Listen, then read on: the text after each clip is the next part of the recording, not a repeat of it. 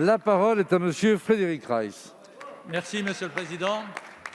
Ma question s'adresse à Monsieur le ministre de l'Éducation nationale. Monsieur le ministre, dans le cadre du débat sur la mission enseignement scolaire du PLF, nous avons tous rendu hommage à Samuel Paty, sauvagement assassiné à la veille des vacances de la Toussaint. Lors de la rentrée du 2 novembre, la communauté éducative avait besoin de la solidarité nationale.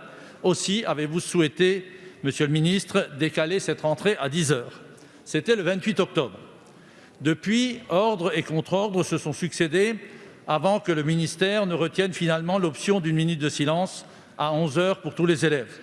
Pourtant, lors d'une visioconférence avec les syndicats enseignants, vous aviez prévu un créneau de 8 h à 10 h pour que les professeurs puissent préparer un hommage à leurs collègues tragiquement disparus.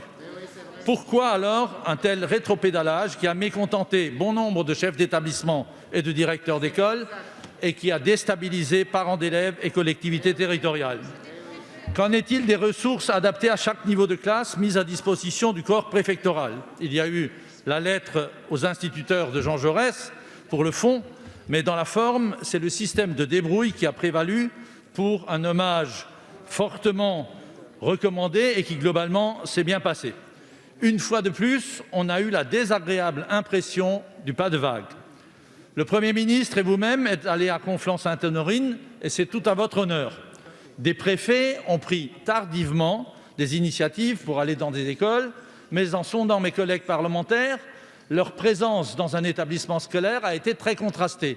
Nombre d'entre eux y sont allés pour une présence muette avec l'écharpe tricolore, d'autres sont intervenus à la demande d'enseignants, d'autres encore ont renoncé parce que l'inspection académique ne le souhaitait pas.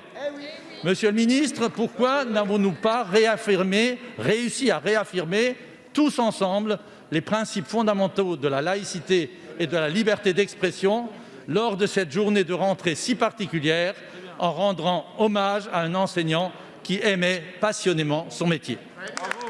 Merci, chers collègues. La parole est à Monsieur Jean-Michel Blanquer, ministre de l'Éducation nationale, de la jeunesse et des sports. Merci, Monsieur le Président, Mesdames et Messieurs les députés, Monsieur le député Frédéric Reiss. Je retiens d'abord dans ce que vous avez dit le fait qu'à un moment donné, vous avez dit que ça s'est bien passé hier. Et c'est le plus important, c'est-à-dire que nous avons une unanimité nationale pour rendre hommage à Samuel Paty. Et de grâce, ne rompons pas cette unanimité parce que nous lui devons ça et nous devons ça aux valeurs qui sont derrière cet hommage. Et bien entendu, vous avez un peu de mal à reconnaître le pourquoi de cela, mais ça, je vais y venir maintenant. D'abord, dès le début, j'ai dit que nous devions co-construire cet hommage. C'est pourquoi, dès le lendemain de cet assassinat, j'ai reçu les organisations syndicales et ensemble, nous étions tout à fait d'accord sur cette co-construction. Même chose pour les associations de parents d'élèves.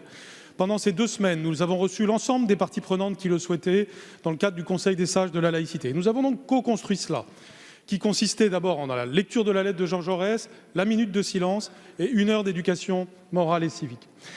J'ai fait ce que vous demandez que l'on fasse, c'est-à-dire de la concertation, y compris avec les associations d'élus.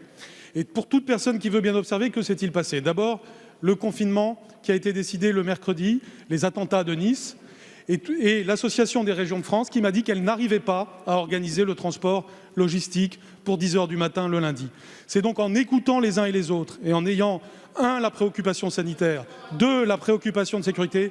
Oui, monsieur, parce que justement, j'ai écouté. Nous avons écouté jusqu'au bout. Et dans cette période si difficile pour la France, il faut savoir justement piloter en tenant compte de tout ce que disent les uns et les autres, et parfois jusqu'à la dernière minute, parce que c'est ainsi dans des circonstances exceptionnelles.